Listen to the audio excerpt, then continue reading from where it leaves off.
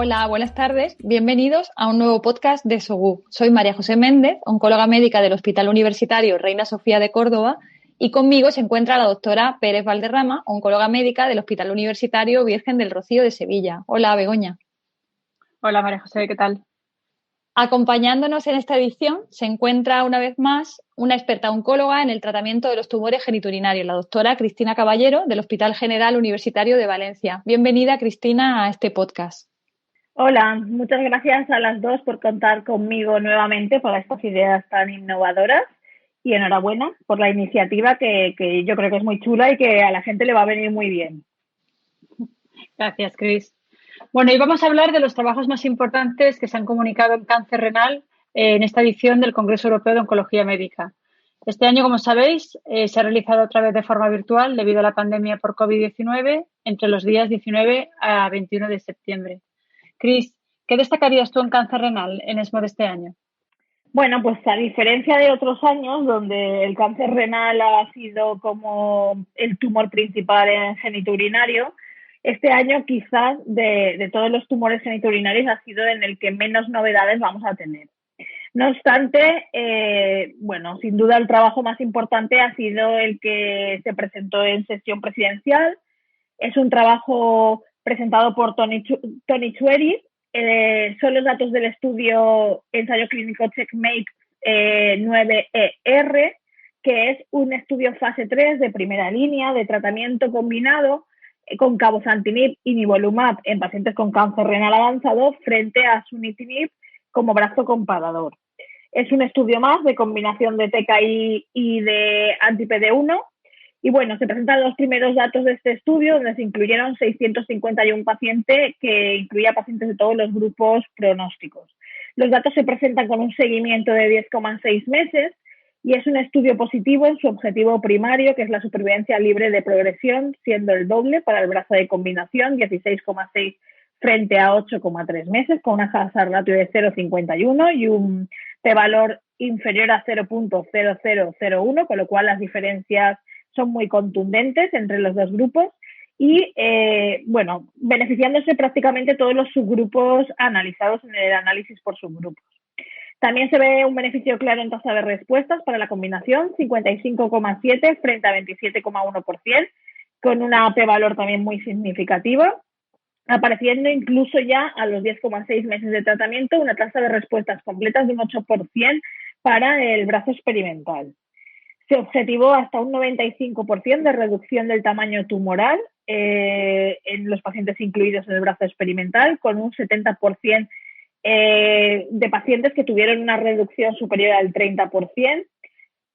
Y bueno, los efectos adversos más importantes pues fueron un poquito peores en el brazo de combinación, como era de esperar, 61 frente al 51%, pero sobre todo asociados al TKI, es decir, al cabozantinib.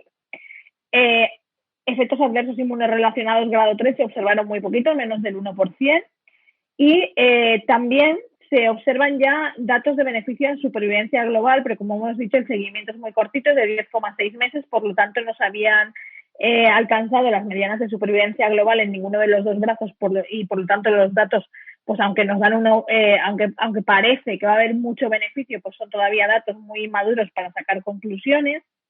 Y en general de este estudio lo que podemos concluir es que podemos estar frente a un nuevo estándar de tratamiento en primera línea, una combinación que consigue una reducción del 49% del riesgo de progresión, de hasta el 40% del riesgo de muerte y un beneficio absoluto en tasa de respuesta del 29%, independientemente de los subgrupos, y además aportando una mejoría en la calidad de vida, porque sí que aparecen los datos de calidad de vida y los pacientes que llevaron la combinación presentaron mejor calidad de vida que los pacientes que recibieron solo la monoterapia. Pues gracias, Cris. En la discusión el doctor Porta hizo una reflexión entre los diferentes estudios que se han ido comunicando en primera línea, en combinación, y por cierto, creo que no analizó el estudio de Abelu en combinación, solo los estudios que tenían, me imagino, porque los que tenían ya datos de supervivencia global. Y en este último estudio que tú has presentado, se hace un análisis por subgrupo y parece que todos los subgrupos, incluidos los de buen pronóstico, se benefician. A pesar de que en otros estudios ya hemos ido viendo que conforme se hacía análisis a largo plazo, se perdía significación en ese grupo. ¿Tú crees que todavía puede seguir teniendo en el 2020 un papel la monoterapia con un inhibidor de tirosina quinasa? Pues bueno, yo creo que habrá que esperar un poquito más. Habrá que esperar a los datos con un poco más de tiempo, pero sí que es verdad que igual que se vio inicialmente en el ensayo de Pembro-Axi, se benefician todos los grupos y el grupo de buen pronóstico, que está bastante bien representado, pues también se beneficia, con lo cual pues esto nos daría un poquito más de dudas, ¿no? sobre las monoterapias.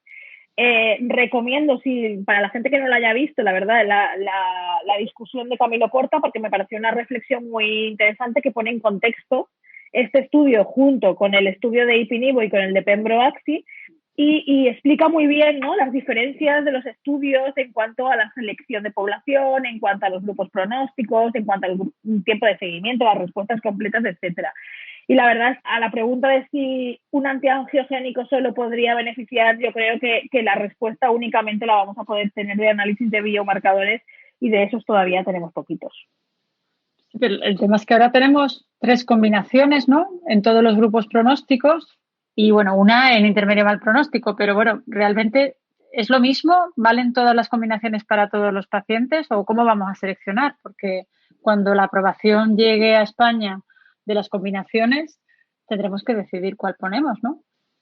Pues sí, pero la verdad es que a esa pregunta no te puedo dar yo la respuesta, porque no la pudo dar ni el discursor, con lo cual no creo que sea capaz yo de dar esa respuesta. Yo creo que es la pregunta que nos hacemos todos los oncólogos, ¿no? Vamos a tener tres combinaciones muy buenas y yo creo que nos vamos a tener que basar en otras cosas, ¿no? Pues en qué tipo de toxicidad podemos esperar, en qué tipo de respuestas estamos buscando. Mientras no tengamos nada más que la clasificación clínica, pues nos tendremos que basar en ese tipo de cosas, ¿no? Pero no hay una respuesta para eso. Y en qué nos dejen nuestras agencias. ¿Y tú crees que pensar en la secuencia influirá en la decisión inicial?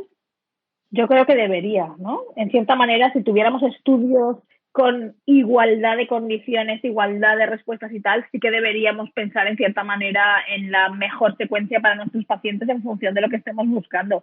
Pero la realidad es que cuando tienes un paciente en la consulta, yo creo que todos intentamos utilizar lo que creemos que es más activo y lo que creemos que es menos tóxico dentro de lo que nos dejan utilizar, ¿no? Yo creo que ninguno de nosotros solemos mirar tan allá. Y bueno, pues un poco en el resto del Congreso he elegido 2 estudios en cuanto a fármacos y bueno, unas anotaciones en cuanto a los estudios que se utilizaron sobre biomarcadores, ¿no?, para resaltar alguna cosa de ellos.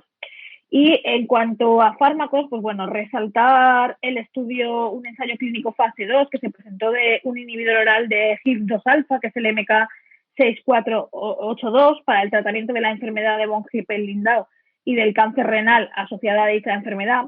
Los datos de este estudio ya se presentaron en ASCO y algunas cosas también salieron en ASCO-GU, pero bueno, me sigue pareciendo un estudio interesante y sobre todo una molécula interesante.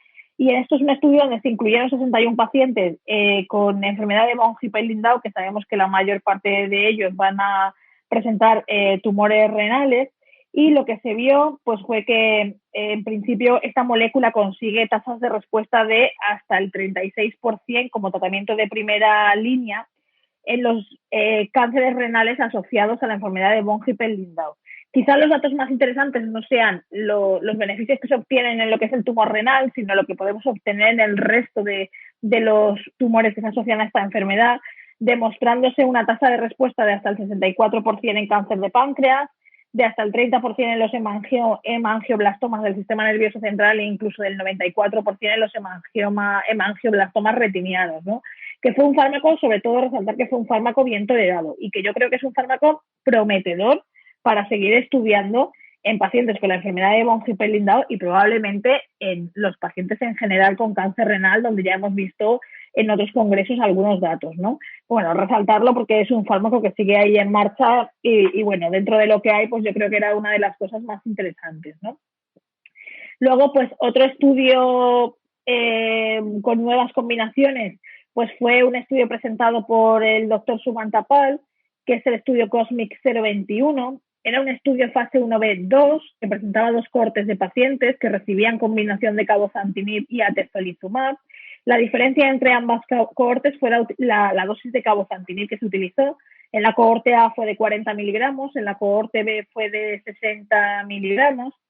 Y bueno, la primera parte del estudio, bueno, lo que viene a resaltar el estudio es que es una combinación eficaz, con una tasa de respuestas objetivas que están entre el 53 y el 58% en función de si utilizamos cabozantinib de 40 o de 60, con una PFS que está entre 19 y 15 meses en función de la dosis de cabozantinib, pero realmente la dosis de 40 no fue nunca inferior a la dosis de 60, incluso en algunos datos fue incluso mejor. Y lo que se concluye es que ambas dosis fueron bastante bien toleradas y que los efectos adversos fueron muy similares independientemente de la dosis de cabozantinib.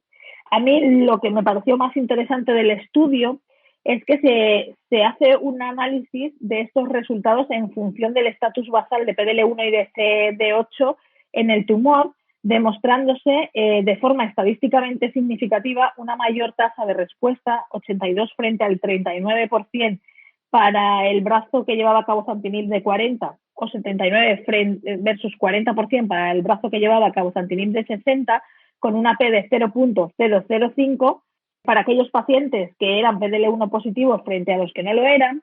Y cuando utilizábamos CD8 positivos, los datos de respuesta también eran mucho mejores para el brazo que presentaba linfocitos CD8 positivos en el tumor, de 86 frente al 31% con una P de 0.0003.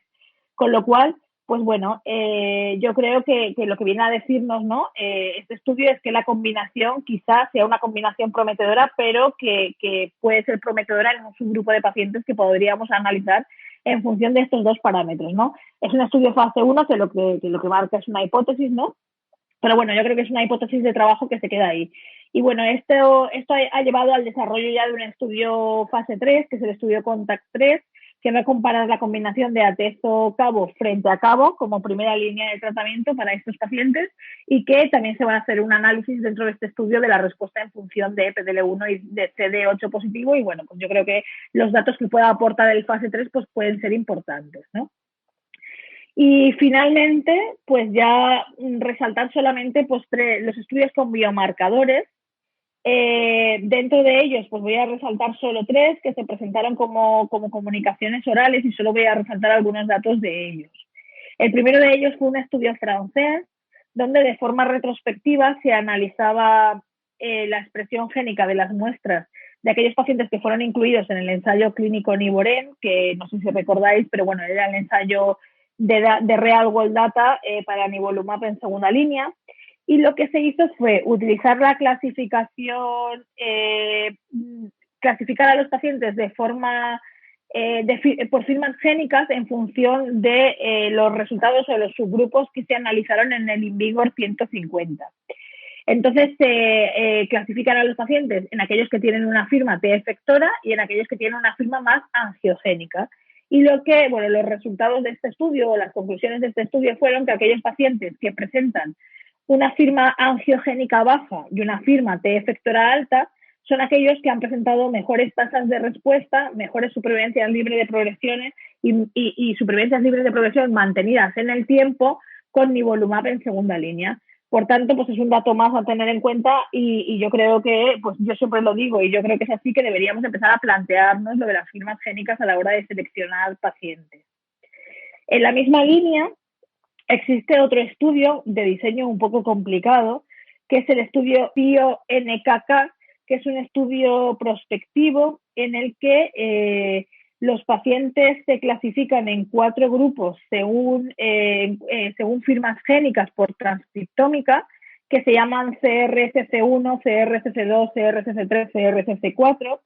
Estos grupos, el CRCC1 sería un grupo inmune low, con baja inmunidad. El CCR-CC4 sería un grupo inmuno high, y son grupos de pacientes que parece que de inicio están asociados a una peor supervivencia.